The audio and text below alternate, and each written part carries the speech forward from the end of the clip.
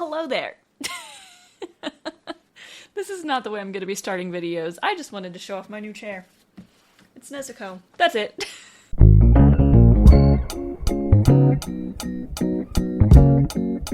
Guys, before we dive into today's video, don't forget to hit that subscribe button. I'm trying to hit 40,000 by the end of the year, and if I hit 30,000 by October, I plan to start doing some reactions on here, which I'm really excited about. So hit that subscribe button, turn on the notification bell so you get notified whenever I make a new video, and let's get into it. So I've already made a video about the overarching arcs within Demon Slayer and ranking them. I mentioned in that video that I was going to rank the smaller arcs within the first season altogether, and this is just me fulfilling my promise. I did just want to put a brief disclaimer. I still have not read the manga for the Tanjiro Kamado Unwavering Resolve arc, so I'm basing this completely off of the anime arcs. I do want to read through the manga, and I do want to do a series on that of reading it from start to finish for the first time. I have to mentally prepare myself to get into the Infinity Castle arc again, because if you know, you know. But if you do want to see a series of breaking down each chapter and each episode all the way back to the very beginning, let me know in the comments below. But with that being said, I don't know why...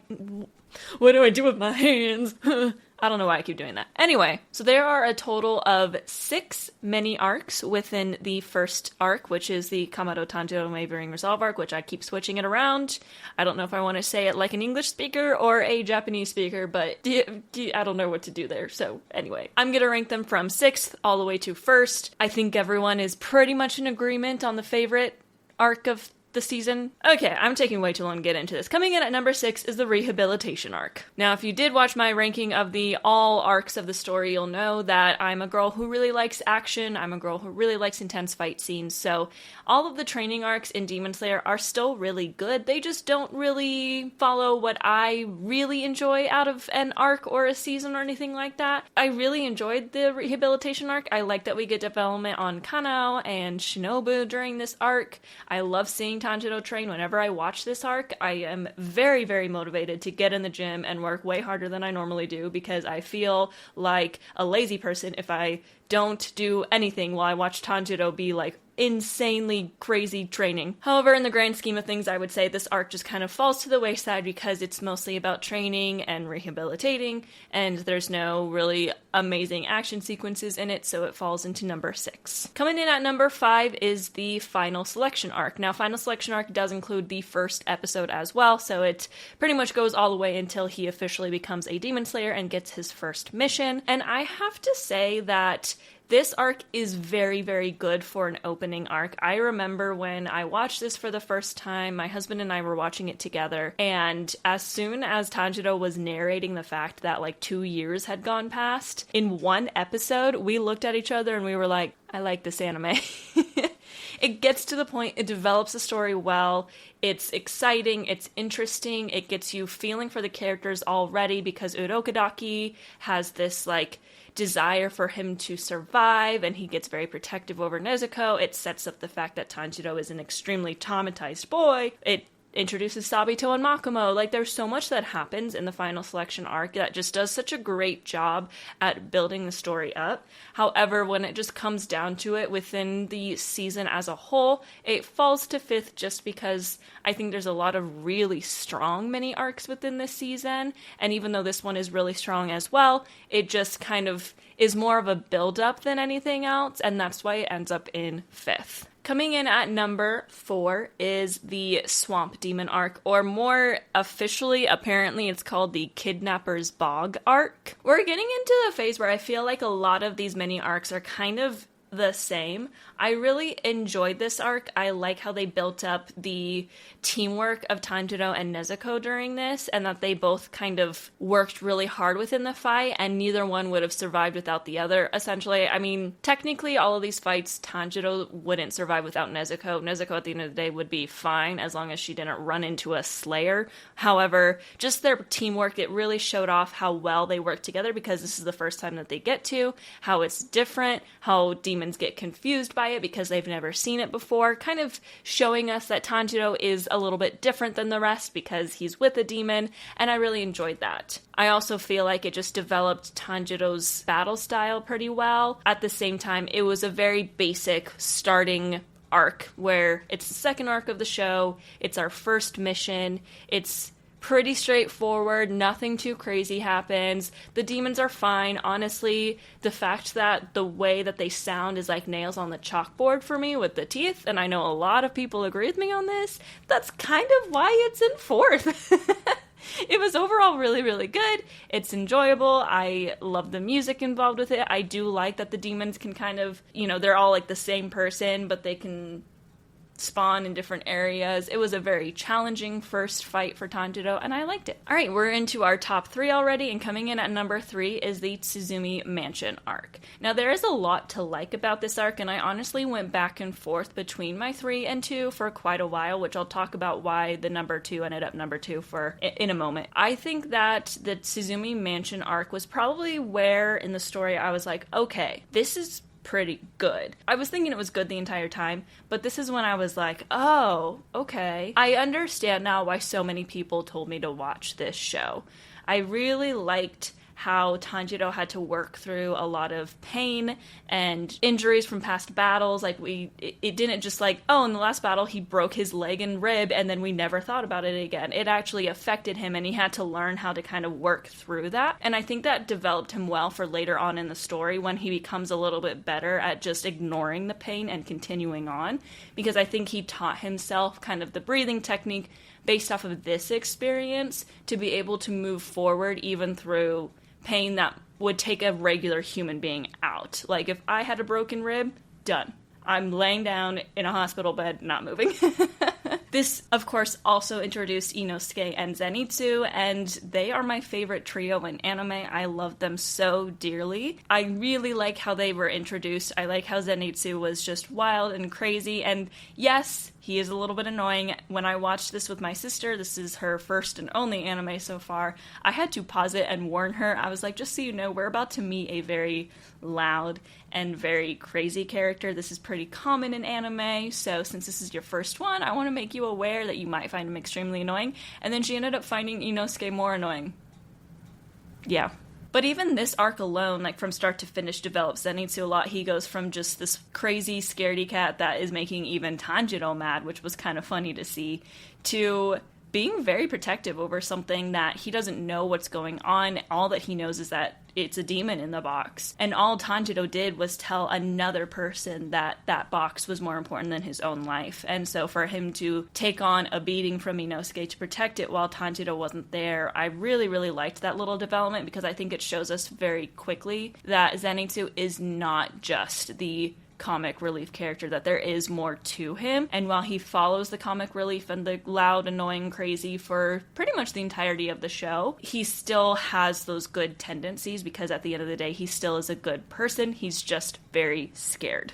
And then, of course, the introduction to Inosuke. Also liked how it brought out a side to Tanjiro that we haven't really seen. It kind of began the idea that Tanjiro sees red when it comes to Nezuko, and he will literally fist fight a human over her, and Zenitsu at this point as well. So just a really good introduction to the characters. I thought that the fight scene with Kyogai, how he was a former 12 Kizuki but wasn't anymore because he couldn't eat enough, how there were other demons in there, the introduction of the Marechi blood, which is going to come back in the story.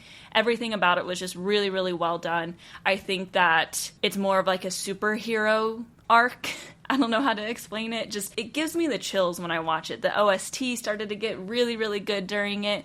Overall, it was just like a very solid arc, which almost came in second. But my second place arc is the Asakusa arc. Now, when I went back and forth between these two, I really couldn't decide which one was which within this, because when I look at the Tsuzumi Mansion arc, I would say this one definitely hypes me up a little bit more, and it really is the part where I was like, oh my gosh, like, I think I really like this show. The Asakusa arc doesn't quite do that for me. It doesn't hype me up quite as much. However, I love the Asakusa arc for two very specific reasons. One, it shocked me that we saw the face of the main antagonist in episode 7 of the show. I have gotten very used to shows going a very different route, which is not necessarily one is right and one is wrong, where they don't reveal their face for seasons. Like, you don't see the main antagonist until it's time to take him down or close to it. My main one is Avatar: Last Airbender. They made it very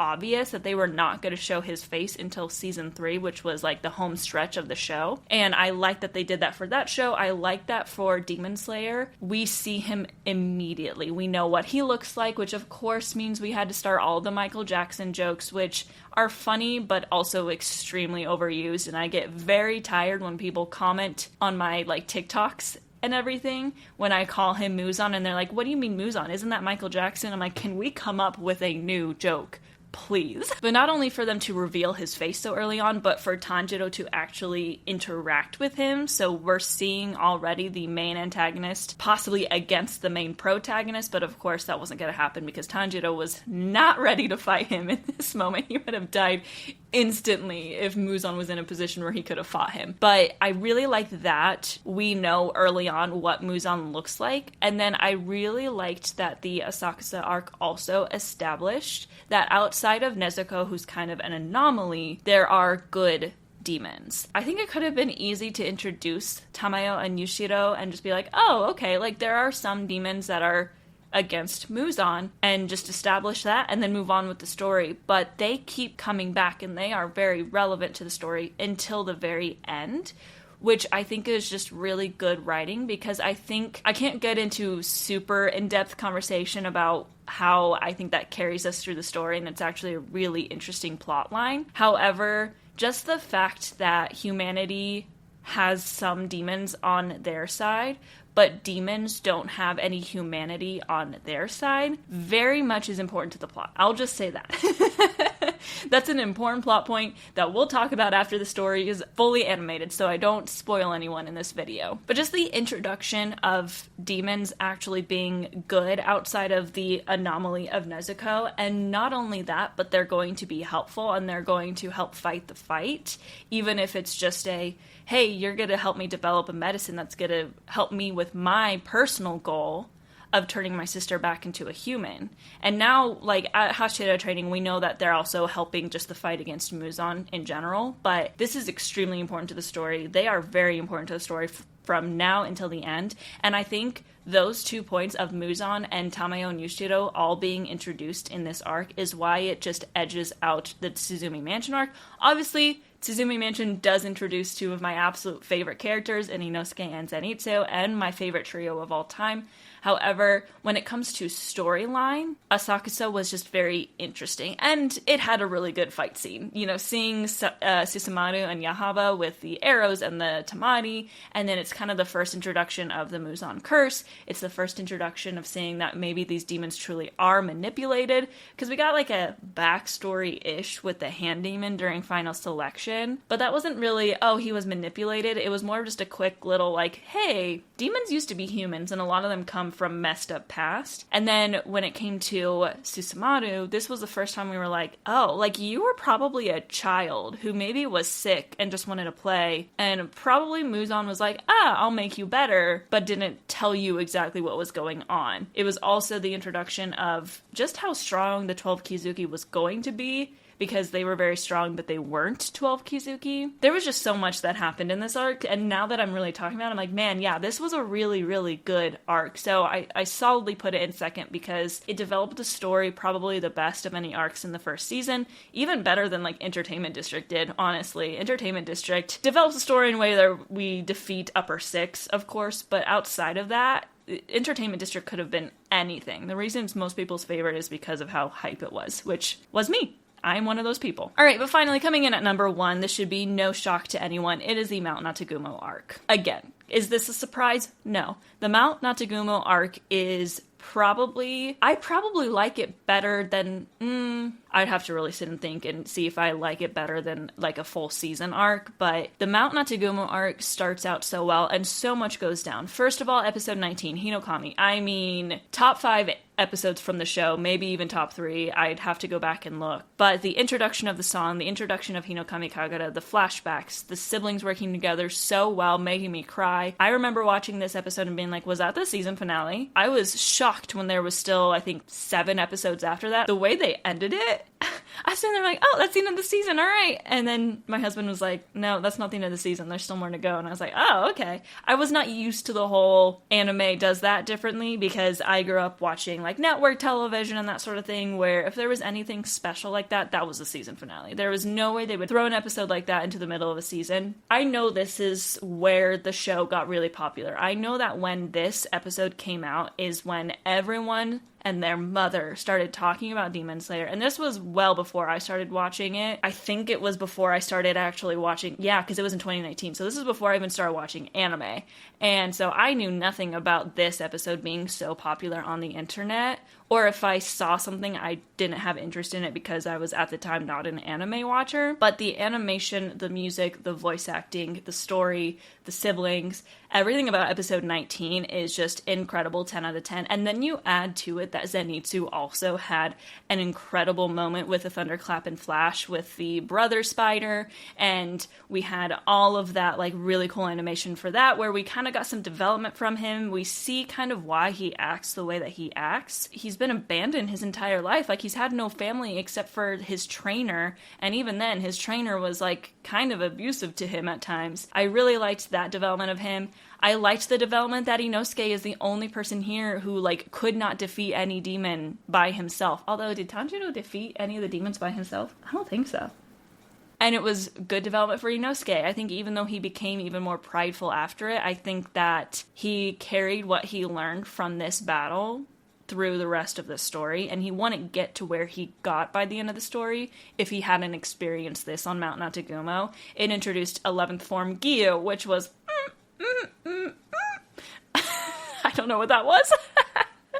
It introduced Shinobu and her beautiful breathing style, the butterflies and the sparkles. It introduced the idea that demons can work together. Rui was a very interesting demon that I think gets overlooked a lot because he truly was manipulated by Muzan. He was just a sick kid who wanted to keep living, and Muzan posed as a doctor with him. It was just, there is so much that happens in this short arc.